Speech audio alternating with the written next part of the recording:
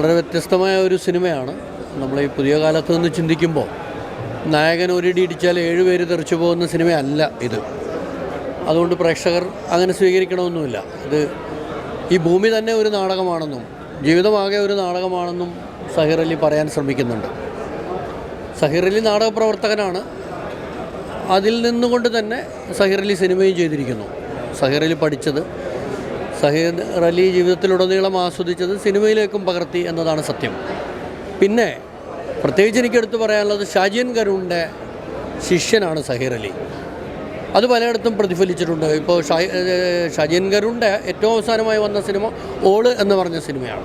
ഓള് എന്ന സിനിമ ഓരോ ഫ്രെയിമിലും കവിത നിറഞ്ഞു നിൽക്കുന്ന സിനിമയാണ്. അത്തരത്തിൽ കവിത നിറഞ്ഞു നിൽക്കുന്ന ഫ്രെയിമുകൾ ഈ സിനിമയിലുണ്ട്, വളരെ വൈഡായിട്ടുള്ള ഫ്രെയിമുകൾ.